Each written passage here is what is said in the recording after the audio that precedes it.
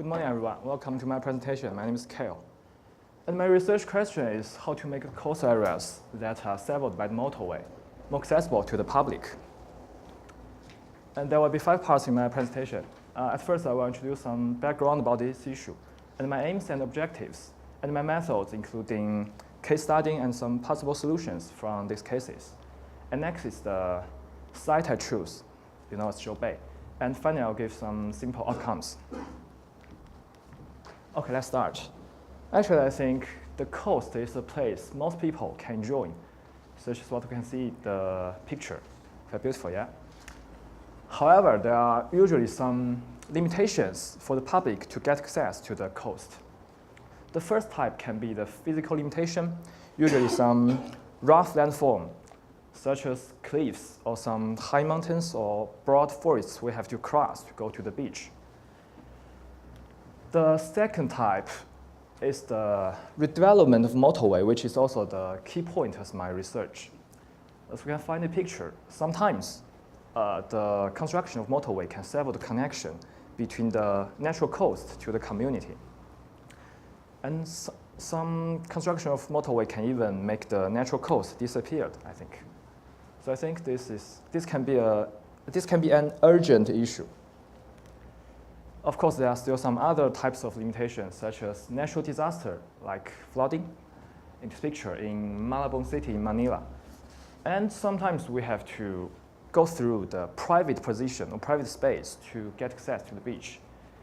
And even some beaches are private, so which is not very convenient for us.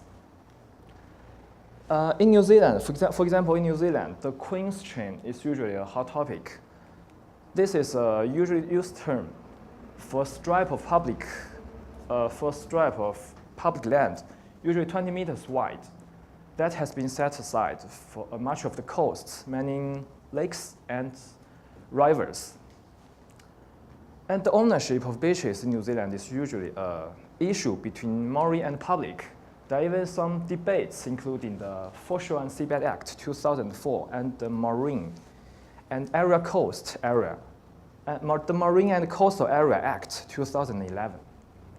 So I think these debates also show the importance and the urgency of this issue. In my opinion, the following groups of people will focus more on this issue. The first group can be the residents who live nearby the coast. They maybe go to the coast very frequently for fishing, taking a walk, or launching a boat like this. And the second part can be the tourists who are not so familiar with the sites. Take New Zealand as an example. There are more and more tourists come each year, and I think majority of them prefer to have a clear and easy access to the coast. And there are still some people who prefer walking than driving, like me. Yeah. So I think this group, solving this issue is more important for this kind of group of people.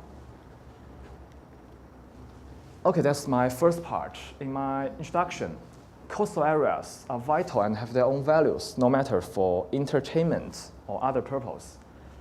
However, there are always some limitations, including physical limitation, some motorways, natural disaster, and some issue about privacy. There are even some debates about it in New Zealand. As for the aims and objectives, I want to discuss some possible causes of this issue and study some similar cases. And from these cases, I want to try to summarize some possible solutions. And finally, I want to reconnect the coastal areas to the community. There will be 3 parts in my methods. The first one is case study, and then possible solutions, and finally I will introduce the site I choose as an example. Here's a simple list of my case study. Okay, let's start. The first case is the Onehunga Foreshore Restoration Project in New Zealand, in Auckland. As we can see, there are 3 pictures show different stages in this site.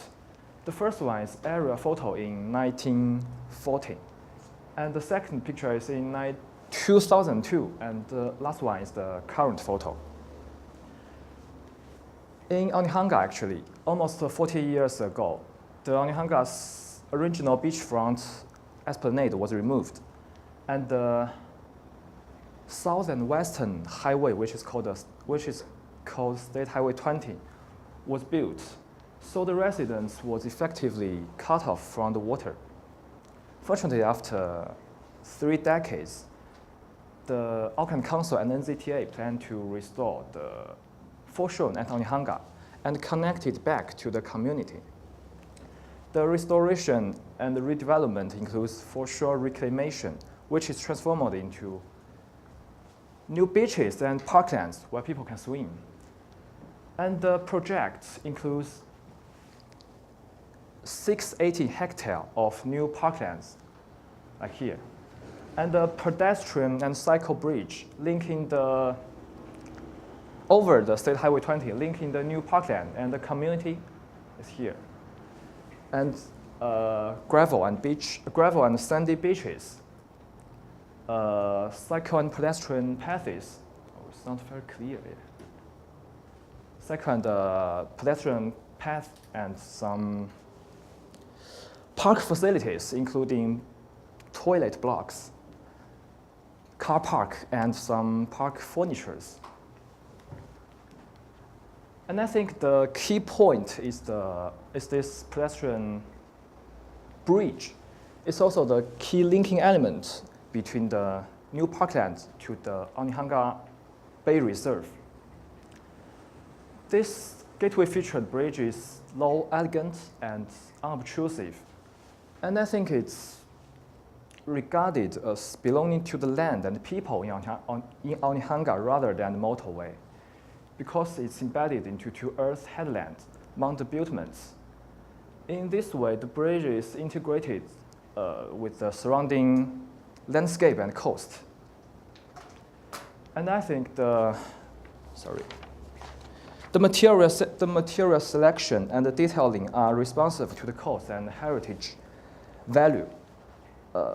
Constructed over a steel truss and with a concrete deck, the bridge had a hardwood timber balustrade in the windward side, which referenced the wharf and the marine history of the port at Onehunga.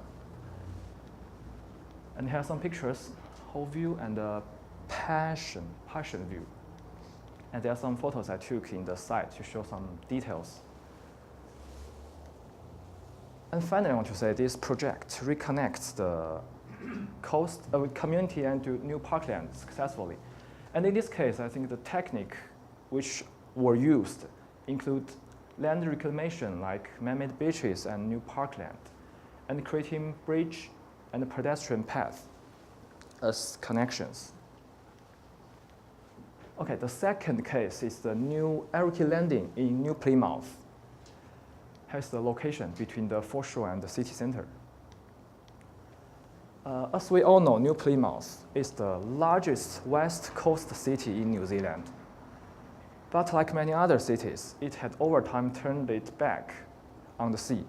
So in the Mountain to the Sea master plan for the city center, the local district council recognized the potential for the city center to readdress its coastal edge. So the Puke Eriki Landing is the key component of the interconnection of the city center to the coastal edge.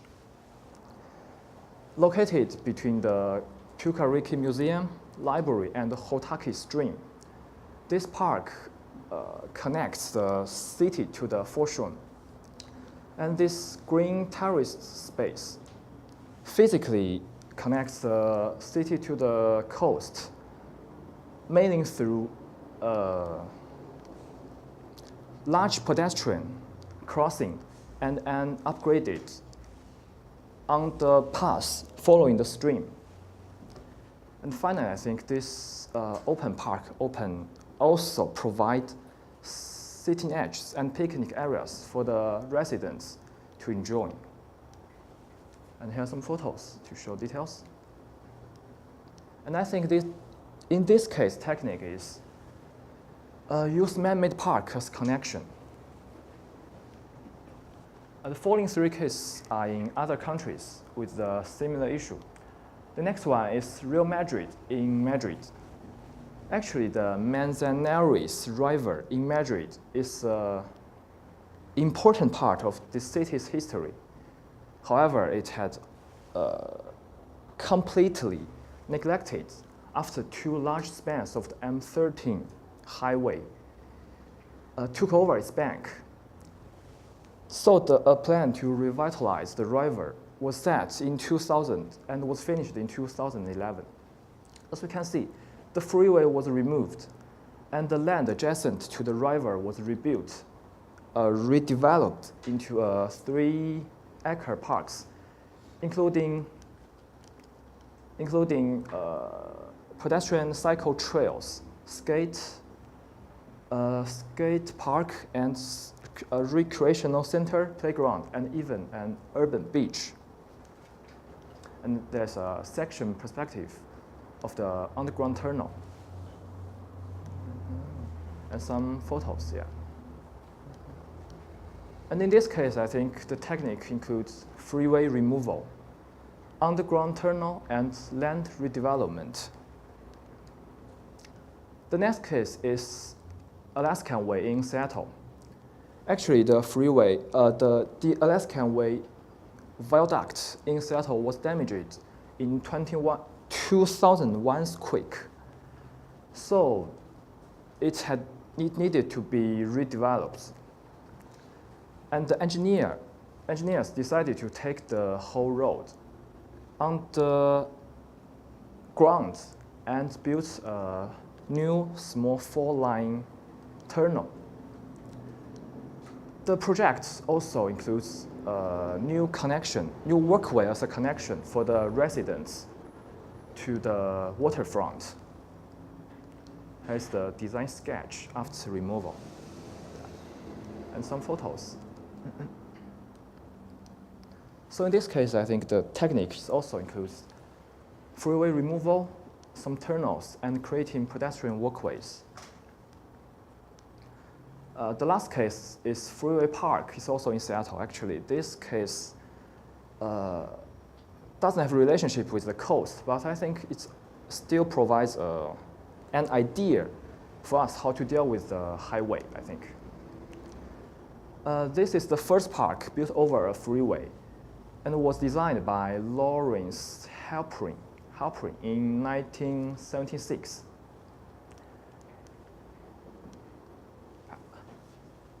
The park sits above Interstate 5 in downtown Seattle, and it's defined as a series of irregular and linked plazas that are enclosed by creating concrete planting containers and walls. And the separate parts of this park is Central Plaza, East Plaza, and West Plaza. They achieve consistency and cohesion through shared material palette, including evergreen plantings and some,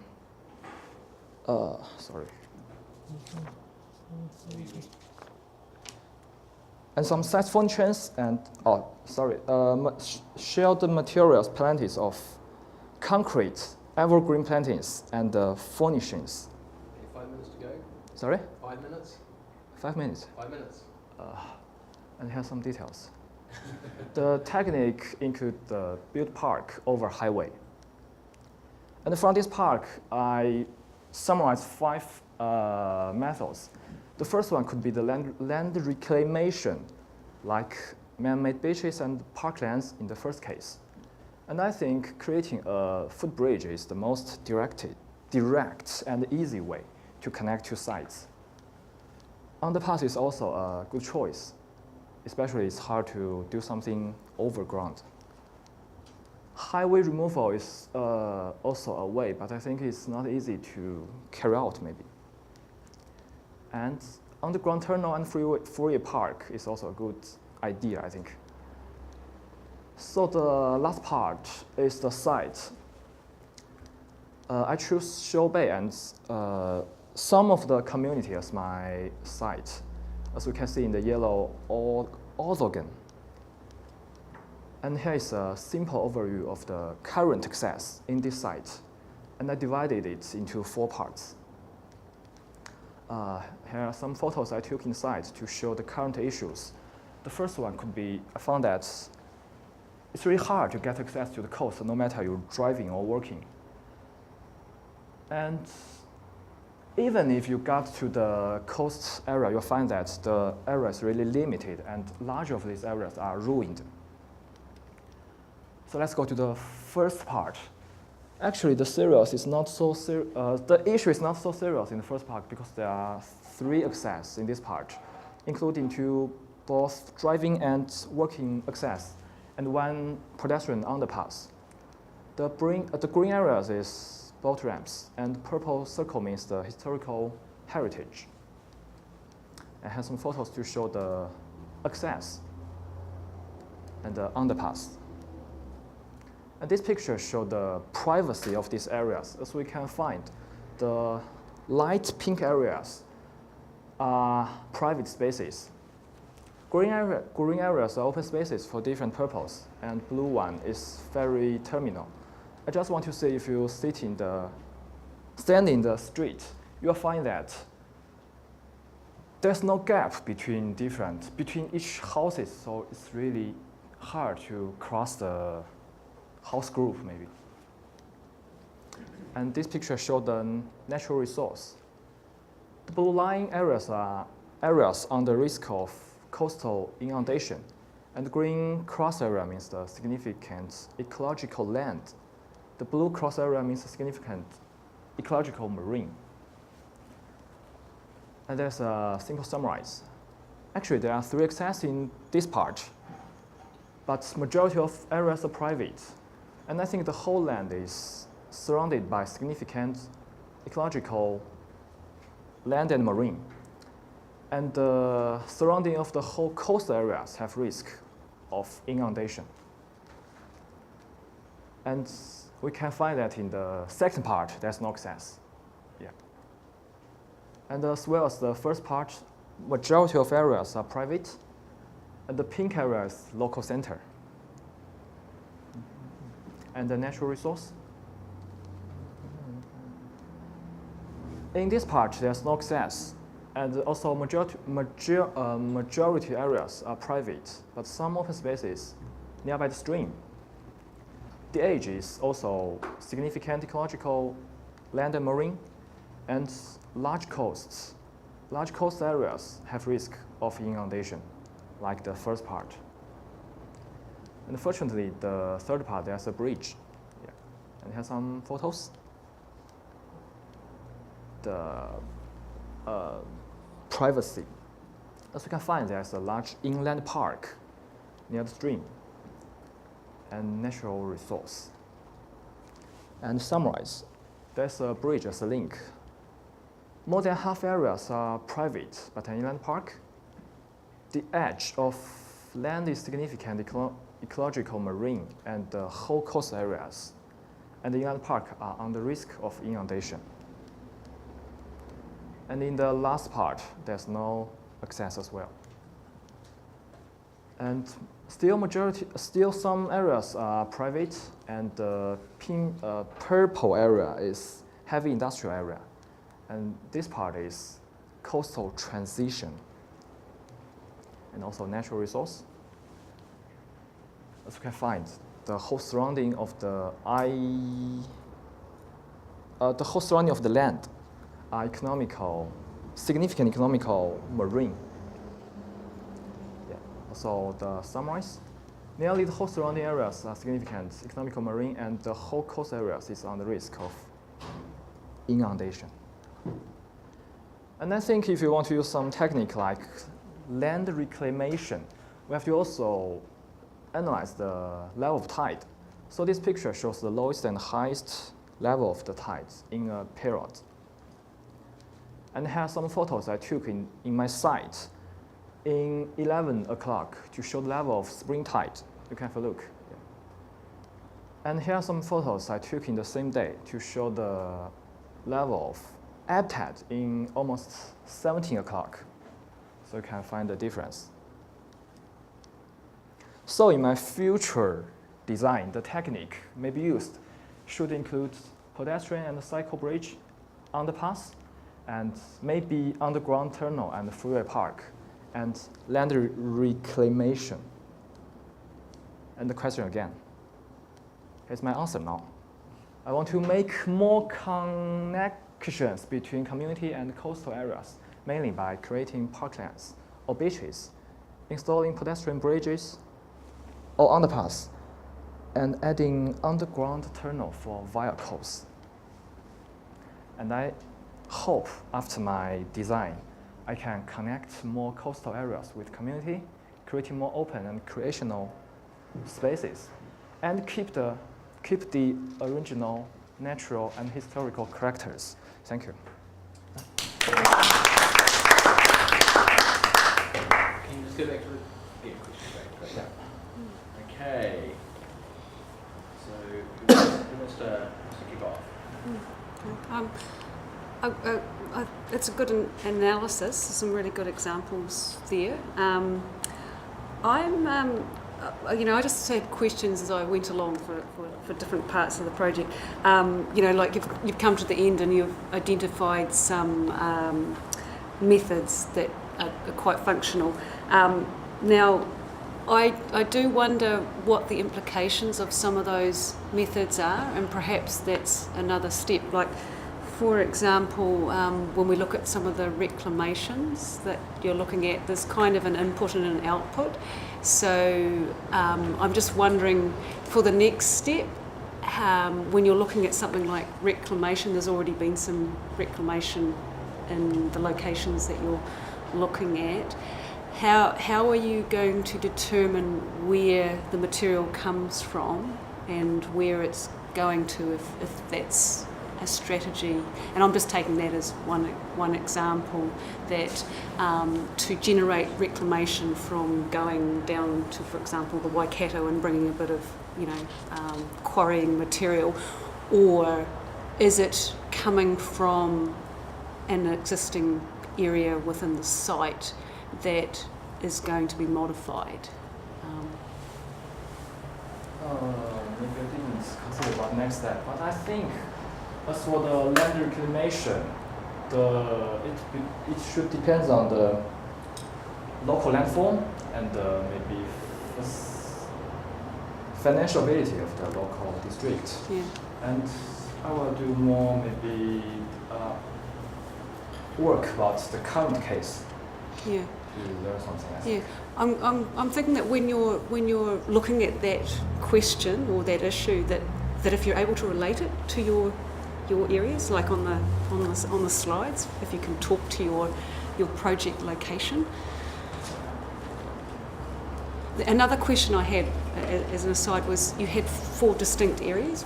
Why 4 distinct areas? Why not the area as a whole or a particular aspect of the area? Why have you divided them up into 4 areas, 4 stages or 4 parts for your proposed site? You mean my site? Yeah. Why did you have divided the thing on 4 blocks? Yeah. Why are there 4 blocks? On the right-hand side. Just more convenient for us to Convenient. analyze it. Just convenient for us to analyze some things. Because if I take the whole site, many pictures cannot sit clear. It is, or to me, I mean, all the presentation and all the tools, how you explain the tools to fix the problem. You identify the problem well. You kind of explain the tools to solve that problem really well. But then you don't seem to choose a preferred tool for the specific site. Choose what tool? Choose one of the systems for the specific site. I'm pretty sure that for that site, it will be one of the systems that you describe, which is the bridge, the freeway, the underground, and the reclamation. One of them will be the best one. Maybe for each of the sites, maybe for Just go to one side. Go to the first side. First side. Yeah, first side. Yeah. The one you've called number one. The one you call number one.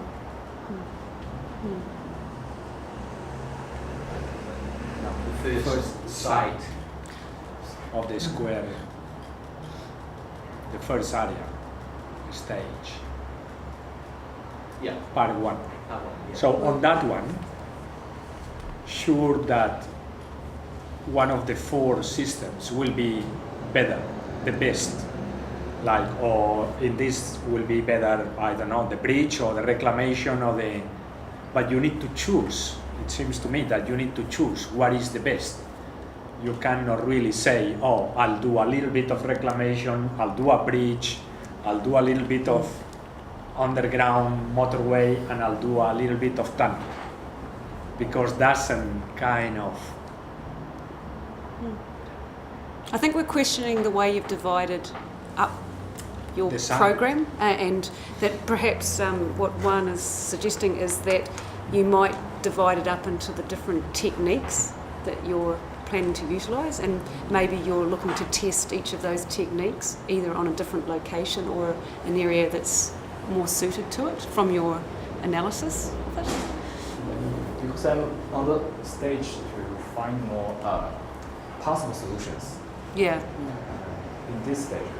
I didn't decide yet which one I should use in my design. But I think the perhaps what they're getting to is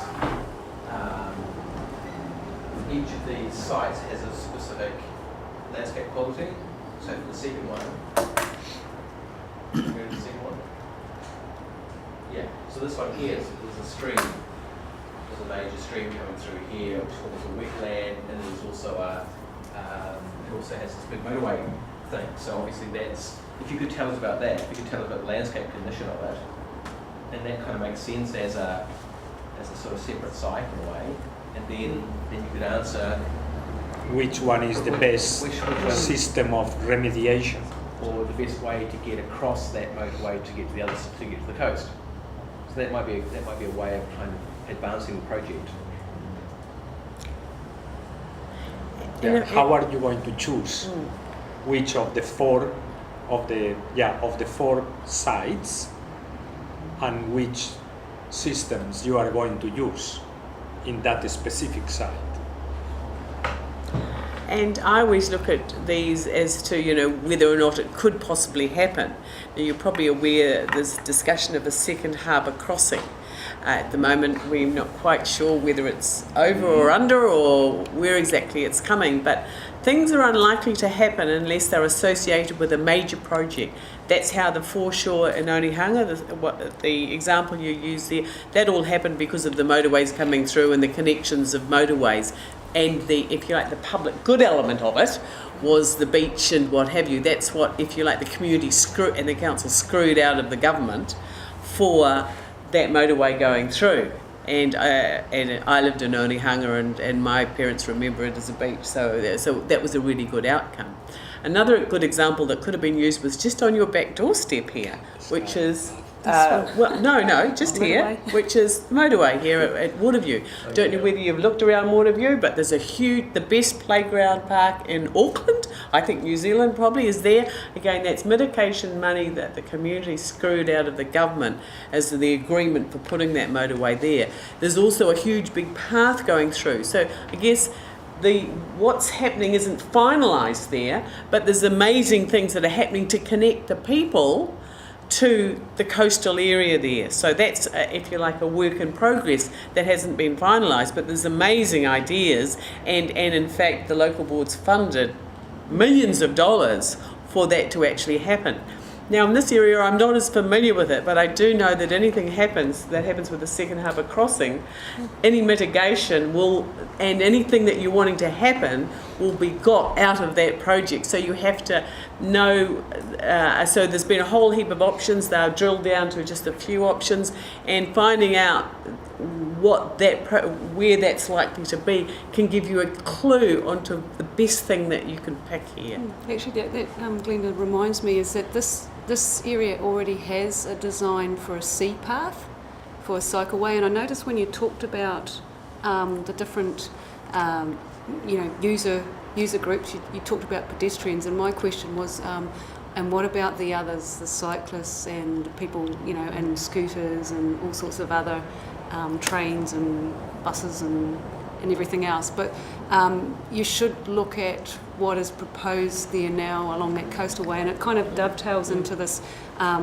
public relationship. And we know that within the last decade, 5 years, that the motorway overbridge has been replaced. And what happened during that time in terms of public good, I'm not sure that something did happen. But in the meantime, as part of the cycleway sky path across the motorway, there's a sea path that's been developed through that area, and it would be worth looking at to see, as one of your critical analysis examples, to see what they're doing. There's lots of information, on that. The sky path. On the sky path, and I think that the Northcote Residents Association has just said they'll abandon the appeal, so it looks like it's all go for that. I just caught that today.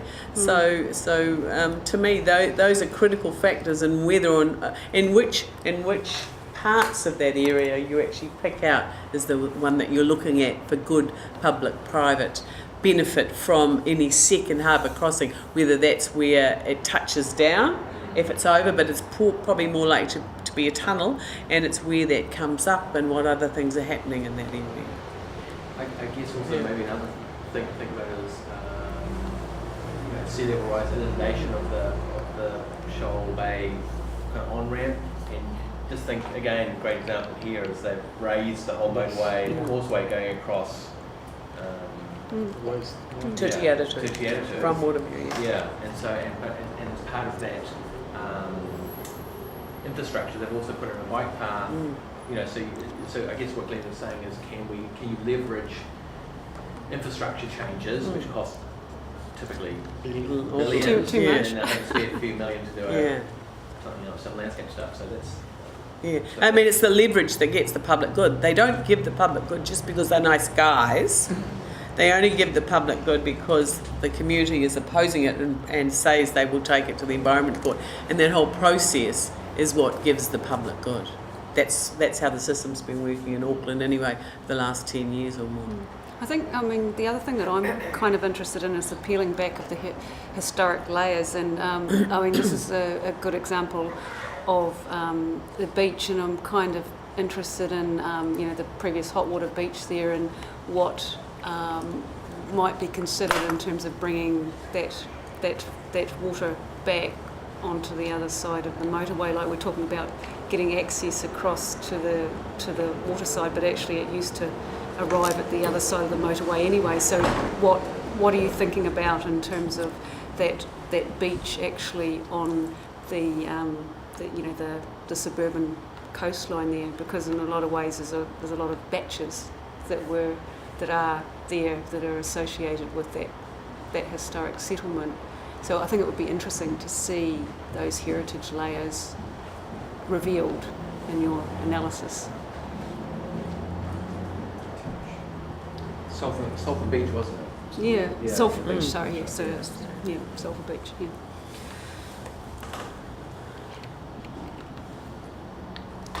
Professor Rubanovich? I'm looking at the site on Google Maps, and I think what is missing in your presentation, Kael, is that you haven't shown us where are the point, not the points actually, the axis of access to the beach. What are the key streets or roads which would lead to your park? Or in other words, where are the local communities who would use your park? Where would they come to the shore? At which points? You mean the current access? Now they can't, but in future, how will you decide about your bridges and tunnels? Where should they be? You mean the location of my The location of your tunnels and bridges, yeah. Where? So we need to know where the population is, and then what are the most obvious roads and streets. Like, I'm looking at the Exmouth Road, which would bring the people from Northcote, obviously. So obviously, the Exmouth Road is one point where you would probably like to have your tunnel or bridge. Well, there will be probably 3 or 4 or 5 points where you want to get under the motorway or over the motorway, either way. So I think these are the strategic points in your site. You have to find them and argue each one. Yeah, it's sort of two operations, aren't there? There's kind of a linear operation and recreation of the beach or whatever. Yeah. The restoration. Is it a restoration? Is it a completely new thing? How could that be driven by the infrastructure, either hiking the motorway or as part of the kind of surroundings of the new tunnel coming out? And so that's one project, I guess. And then referring back to your research question, how does that then get connected to the community? And this is quite a small community because it's on such a narrow peninsula. So there probably are, and a lot of it's private space. So you only get benefit, you only get public money if it's public space. So it's probably not an area that is necessarily going to get investment because you're only talking about such a narrow amount of people who are in a pretty nice posse anyway, if you like. But you know, maybe that's the practicality. Yeah. that's quite a good point. Because they hate it. They hate the sky path. Yes. Yeah. Isn't it one of our architectural colleagues? Yes. And you know, Kael, another thing, actually I've just realized also Stafford Park is there, for example. Yes. So there already are some reserves and parks on the west side of the motorway. So I guess your park would be then connected to these parks as well in some way, so that they make a system of being open space. But that whole area's got so many lovely beaches anyway.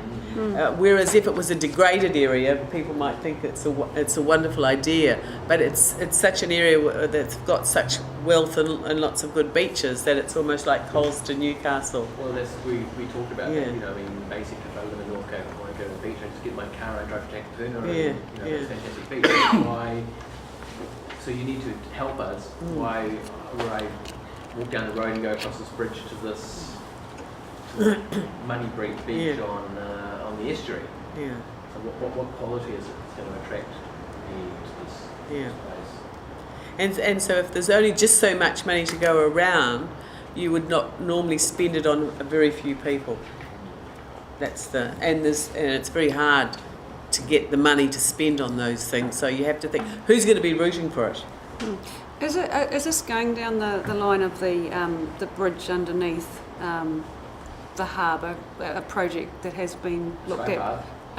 Well, I mean, the Sky Path is one thing, but I mean, looking at the 4 different proposals, you know, some of those case studies show relocating the motorways to give back to an area, and the tunnel hasn't necessarily been discounted in the long run. Is that being discounted here as a project option? Well, I think Dean maybe is alluding to that. I mean, if they do build this tunnel and the harbour bridge has got another 20 years to go or something, so yeah, maybe in 20 years' time, that whole approach road isn't necessary anymore. And so is that the project this time round in terms of the connection? Is that one of the?